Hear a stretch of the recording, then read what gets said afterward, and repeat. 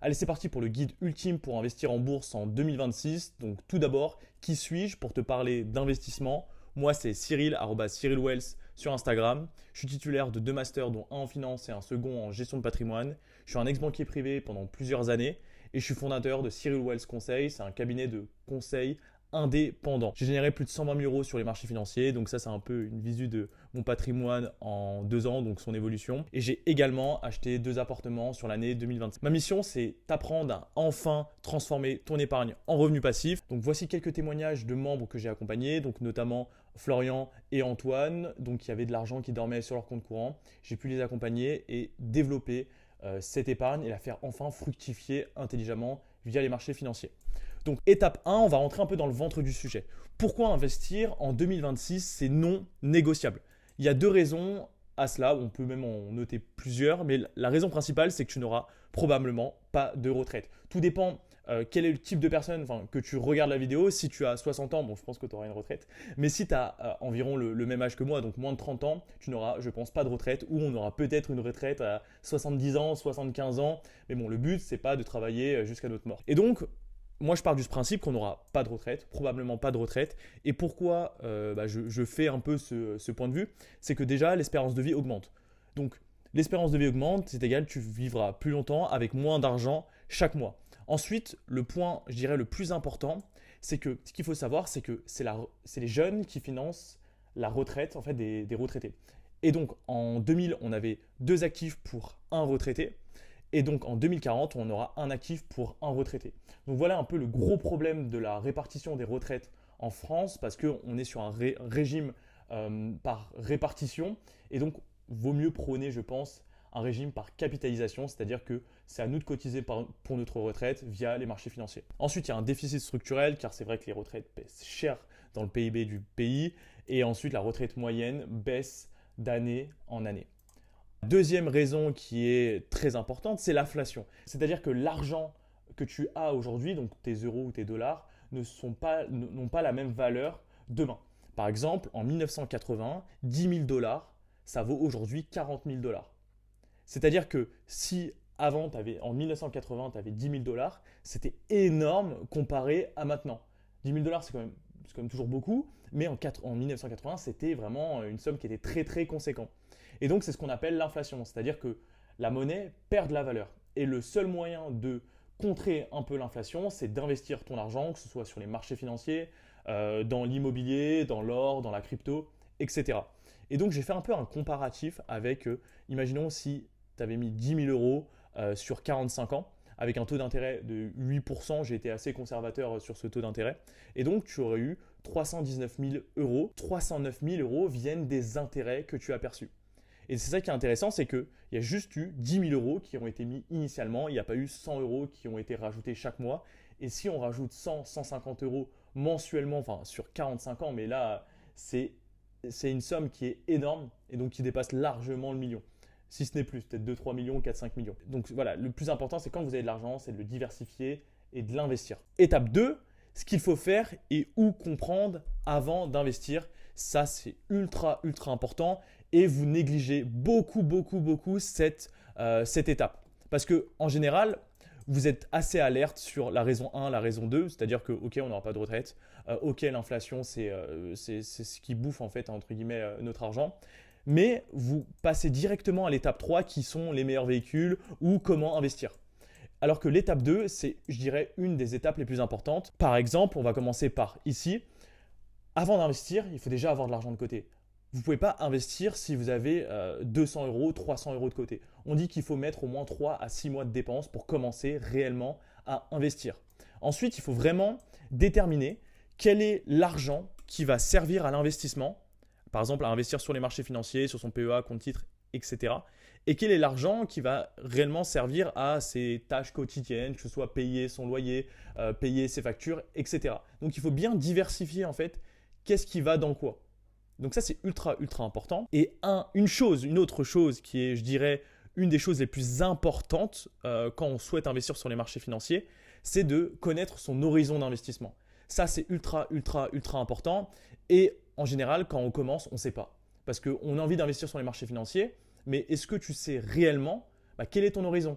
Est-ce que, par exemple, imaginons que tu veux investir en bourse, mais que dans 1 an, 2 ans, ou même allez, dans 1 an, tu vas acheter ton appartement, bah, c'est peut-être pas le bon moment pour tout mettre en bourse. Parce que imaginons que tu investis en bourse et que les marchés perdent moins 20, moins 30% et que tu souhaitais acheter un appartement, avec tout ce cash que tu avais, bah, prendre moins 20% en 1 an, c'est assez compliqué. C'est pour ça qu'il faut diversifier ses poches.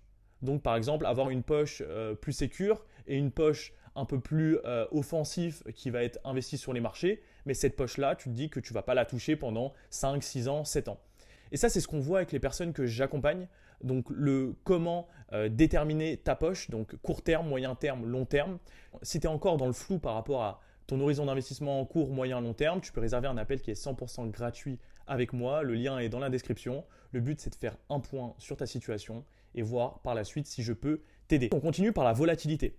Ça, c'est ultra important. Il faut se dire que quand on investit sur les marchés financiers, il y aura de la volatilité. Tu ne peux pas espérer faire du 10, 12, 15, 20% de rendement annuel si ton portefeuille ne bouge pas. Donc c'est pour ça qu'au début, quand on commence à investir, on va regarder tous les jours son portefeuille parce que voilà, il y a de l'évolution, ça va baisser, ça va augmenter, etc. Mais il faut être convaincu de ce qu'on a à long terme. C'est ça le plus important parce que si vous êtes sur des actifs sur lesquels vous n'y croyez pas, bah vous allez stresser, vous allez vendre au bout de 3 jours, 4 jours, vous allez racheter, vous allez paniquer, etc. Donc ce qu'il faut se dire, c'est que les marchés ont de la volatilité, il faut que tu aies un portefeuille qui soit adapté à toi. Et donc c'est pour ça que le premier point, c'est qu'il faut se préparer psychologiquement, éviter les réactions émotionnelles et rester concentré sur le long terme. C'est ce qu'il faut en fait, il faut investir sur le long terme. Le court terme, c'est le trading. C'est très compliqué de devenir trader, il faut avoir fait les meilleures écoles du monde, il faut beaucoup de capital et pour le commun des mortels, c'est pratiquement impossible. Pour devenir trader, c'est comme si en fait tu étais un sportif de haut niveau. Donc on les compare à des sportifs de haut niveau. Et je pense que c'est très compliqué pour quelqu'un qui est salarié, parce qu'on a tous une vie à côté. Et donc je pense que vaut mieux se concentrer sur l'investissement long terme. Les gens massivement sous-estiment l'investissement long terme.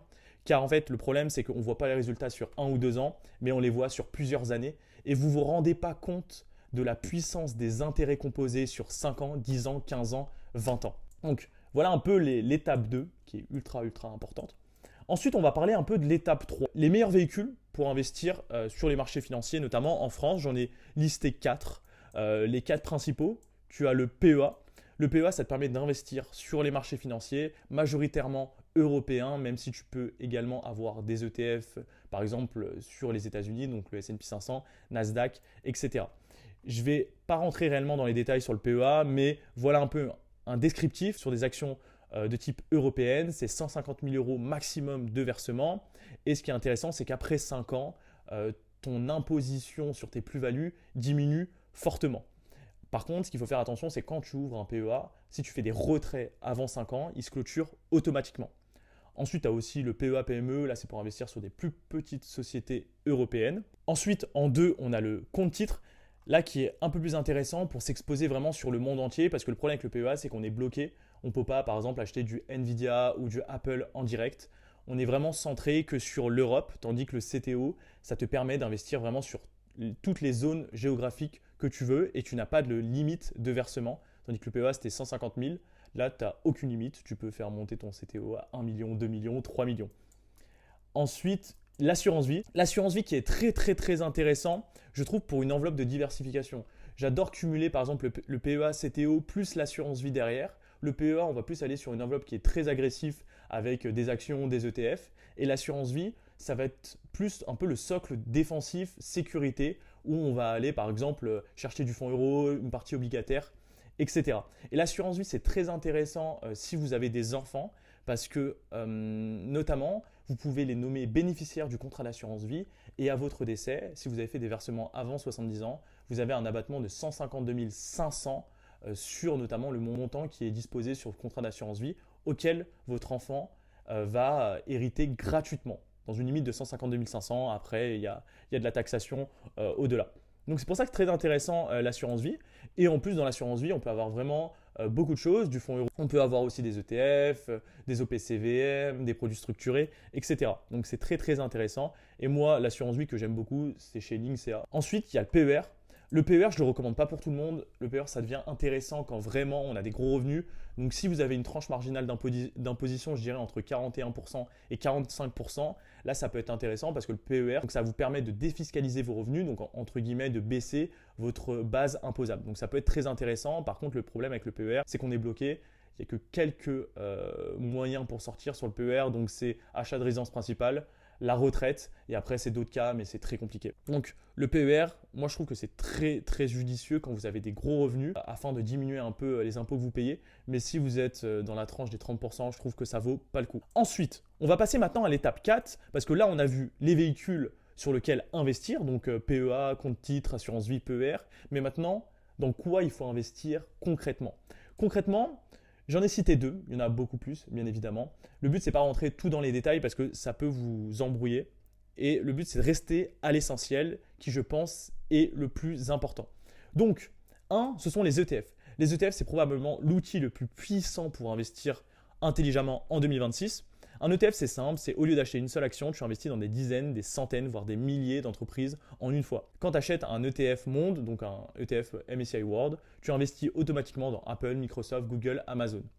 Donc, voici un peu un exemple d'ETF populaire. Donc, tu as un ETF Monde, ETF S&P 500, ETF Europe, ETF pays émergents. Là, en fait, ce qui est intéressant avec les ETF, c'est que ça vous permet déjà de réduire votre volatilité, réduire votre risque, parce que vous êtes investi sur plusieurs entreprises en même temps. Et ce qui est très intéressant également avec les ETF, c'est les frais de gestion.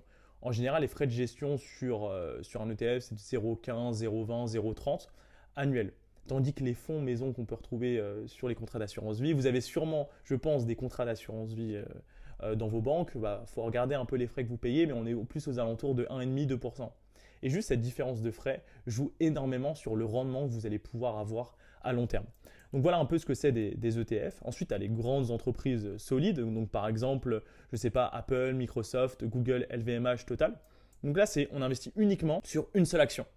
Donc quand on investit sur une seule action, on prend un plus gros risque, mais on peut avoir un meilleur rendement. Moi, ce que j'adore dire, c'est qu'il faut diversifier. Il ne faut pas non plus mettre tous ses œufs dans le même panier. Il ne faut pas mettre que des ETF, il ne faut pas mettre que des actions individuelles. Il faut faire un mix des deux et il faut évaluer bien évidemment sa stratégie. C'est ce que je fais avec mes clients, c'est qu'on établit d'abord quels sont leurs profils d'investissement, enfin leurs profils d'investisseurs. Est-ce qu'ils sont plus offensifs? Est-ce qu'ils ont un profil plus modéré? Donc ça, c'est important de savoir dès le début. Donc si vous n'avez pas encore la connaissance de votre profil, prenez le call dans la description, on fait le point ensemble et ça vous permet d'avoir, je pense, une meilleure visibilité là-dessus. Ensuite, la règle 3, pour moi, une des règles qui est ultra importante, c'est la diversification. C'est que beaucoup de débutants font l'erreur de vouloir tout mettre sur un seul ETF, vouloir tout mettre sur une seule action parce que elle rapporte beaucoup, il y a de gros rendements, par exemple tout mettre sur Tesla, tout mettre sur Apple, tout mettre sur Amazon. Mais ça ne marche pas comme ça. Parce que le problème, c'est que si vous mettez tout sur une seule action, s'il y a 100% de votre portefeuille dessus, si l'action perd 20-30%, vous perdez 20-30%. Donc le mieux, quoi qu'il arrive, c'est la diversification. Et il n'y a rien de mieux que ça. Et c'est vraiment ce que je prône au quotidien avec toutes les personnes que j'accompagne, c'est se diversifier. Même si il y a des actions qui font x10, x15, x20, on a envie de tout mettre dessus et se dire que si ça fait x10, peut-être que je vais devenir millionnaire, mais en général ça ne marche pas comme ça. Et je vous le dis parce que je l'ai testé, j'ai fait beaucoup d'erreurs moi aussi au début. Et après, j'ai compris que la diversification, il n'y a rien de mieux. Et le but là, c'est vraiment de vous éviter toutes les erreurs que vous pouvez faire quand vous voulez investir sur les marchés financiers. Donc on arrive un peu à la fin de cette vidéo, donc c'était un peu une mind map de mes vraiment étapes pour investir sur les marchés financiers. Là, logiquement, avec ça, vous avez déjà une bonne base. Si vous voulez aller plus loin, n'hésitez pas à réserver le call qui est totalement gratuit. Le lien est dans la description. Ça nous permettra de faire le point ensemble et voir si je peux vous accompagner sur l'année 2026.